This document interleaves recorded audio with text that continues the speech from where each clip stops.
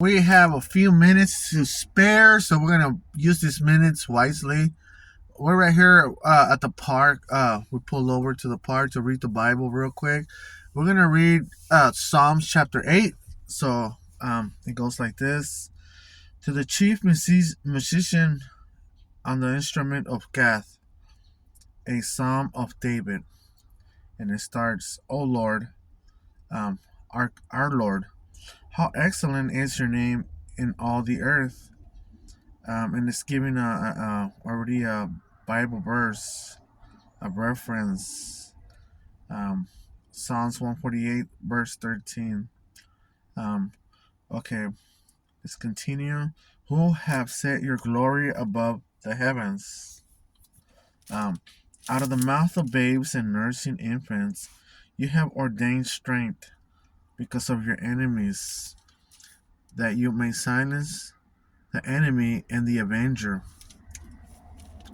Verse 3: When I consider your heavens, the work of your fingers. So right here I stop. The work, the work uh, of your fingers. So I stop. Um, the reason why is because, it has to be his fingers. But you see, because there's another Bible verse in Proverbs chapter 8, verse 27. It says it says that he drew the circle, which means the world, right? He drew the circle. So, but if you like meditate a little deeper, in Genesis chapter 1, verse 2, it says that um, their spirit was hovering around the surface of the waters, something like that. The spirit, right?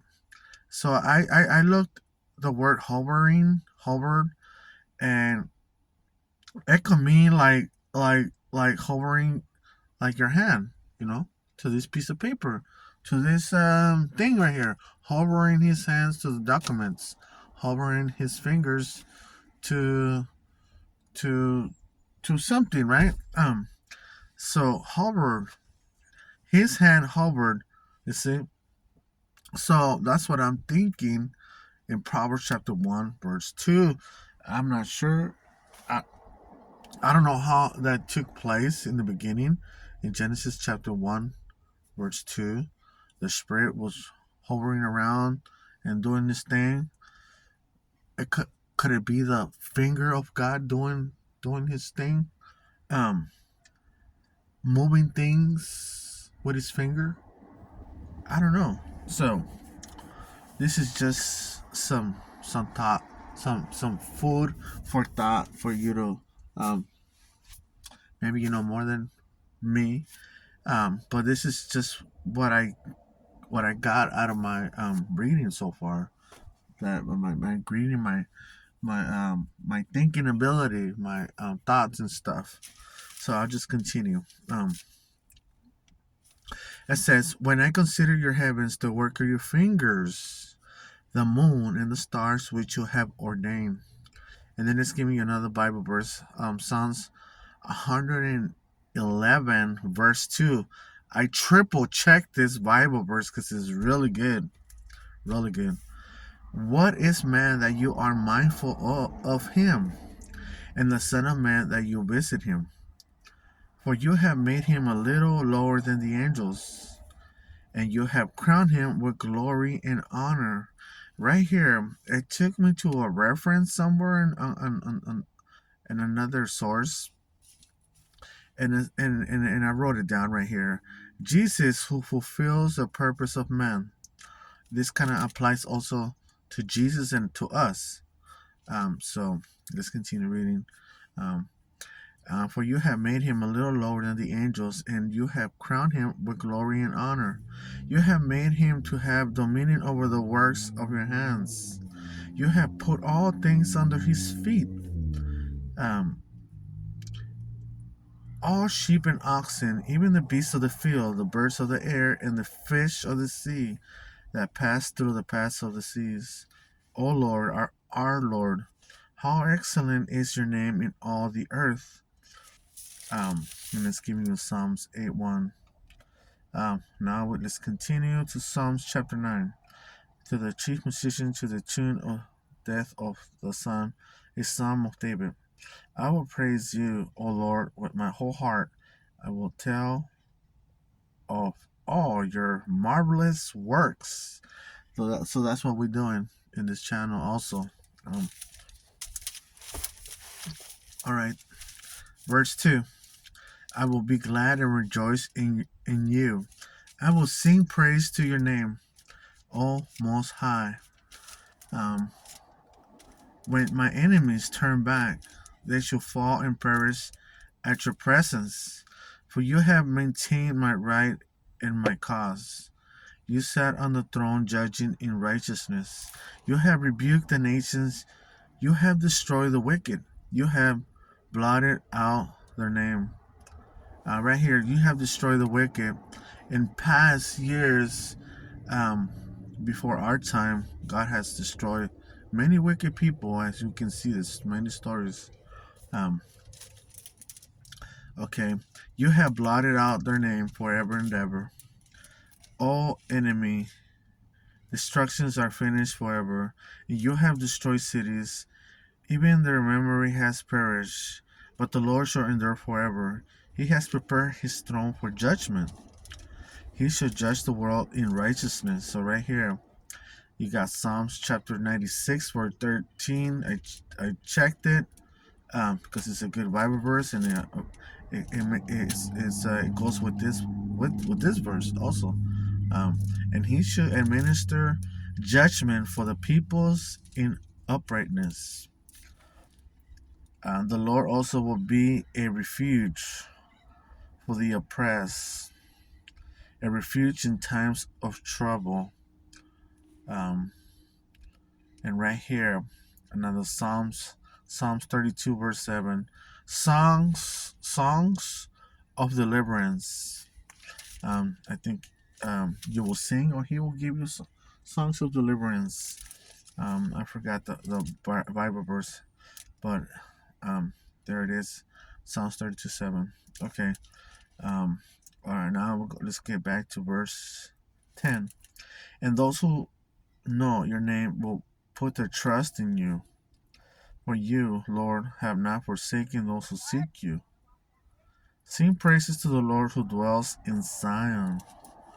There's a lot of Bible verses about Zion, and the Lord dwelling there. Um, I don't know all the details about that, but we will find out later on down the road. Declare his deeds among the people. When he avenges blood, he remembers them. He does not forget the cry of the humble. Have mercy on me, O Lord. Consider my trouble from those who hate me. You who lift me up from the gates of death, that I may tell all of your praise in the gates of the daughter of Zion, which means Jerusalem, I guess. It has a right next to Zion, the daughter of Zion, Jerusalem. It has the word, the reference, what it means, the daughter of Zion, Jerusalem. I will rejoice in your salvation. The nations have sunk down in the pit which they made, in the net which they hid their own foot is caught. The Lord is known by the judgment he executes.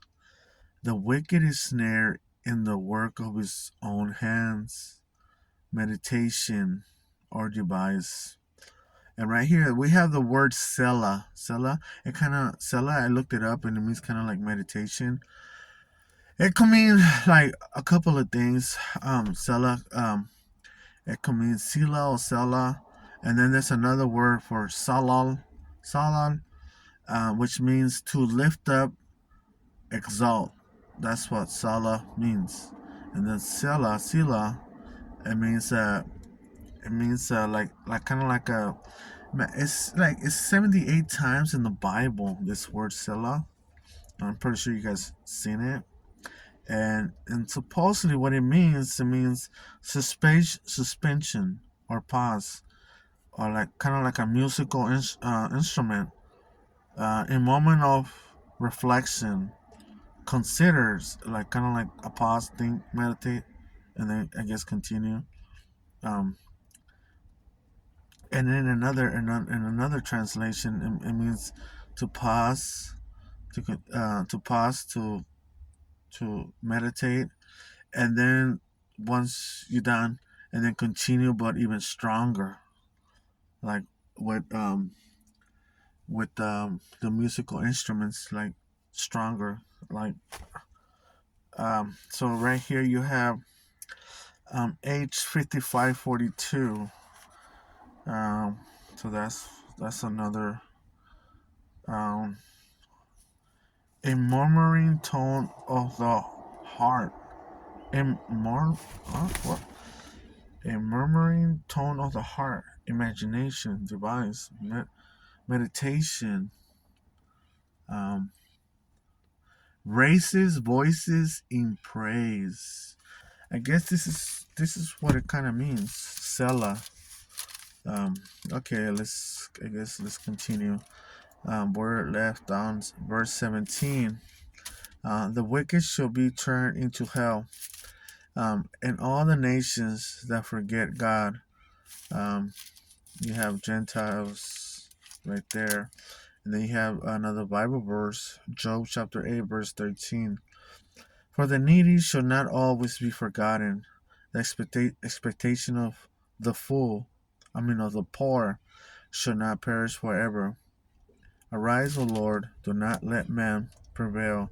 Let the nations be judged in your sight. Put them in fear, O Lord, that the nations may know themselves to be but men. Psalms chapter 10. Why do you stand afar off, O Lord? Why do you hide in times of trouble? The wicked in his pride or his pleasure persecutes the poor. Let them be caught in the plots or schemes, machinations, secret plans which they have devised. For the wicked boasts of his heart's desire. He blesses the greedy and renounces the Lord. The wicked in his proud countenance does not seek God. God is none of God is in none of his thoughts. That's crazy. His ways are always prospering. Your judgments are far above out of his sight. Um, as for all his enemies, he sneers at them, like kind of like a cruel smile. Um, he has said in his heart, "I shall not be moved. I shall not. I shall never be in adversity." His mouth is full of cursing and deceit and oppression. Under his tongue is trouble and iniquity. He sits in the lurking places of the villages. In the secret places, he murders the innocent. Um, wow, it's crazy. It's been a lot of murders, a lot of secret murders, and sometimes they get caught. We have the news today, the news um, reporting all these events, all these secret murders, all this stuff. Crazy. His eyes are secretly fixed on the helpless. Um, he in secret places he murders the innocent. His eyes are secretly fixed on the helpless. He lies in wait secretly as a lion in his den. He lies in wait to catch the poor. You have a Strong's Hebrew number here, H6041. He catches the poor when he draws him into his net. So he crouches, he lies low, that the helpless may fall by his strength. He has said in his heart, God has forgotten. He hides his face, he will never see. Um, so right here, the word poor, it could mean afflicted, humble. In Hebrew, you say ani, ani, and It's right there. It's written down. Um, verse 12. Arise, O Lord, O God, lift up your hand. Do not forget the humble. Why do the wicked renounce God? He has said in his heart, you will not require an account. That's what a lot of people are doing right now. Um, God doesn't exist. God this and that. Um, Run your own program. So that's what basically a lot of people are telling each other that. Um, but you have, 14, but you have seen, for you observe trouble and grief, to repay it by your hand. The helpless commits himself to you. You are the helper of the fatherless. Break the arm of the wicked and the evil man. Seek out his wickedness until you find none. Means what this means, it means break their power, um, like their drug addiction or something, um, anything, their domestic violence at home or anything like that. The Lord is king forever and ever. The nations have perished out of his hand.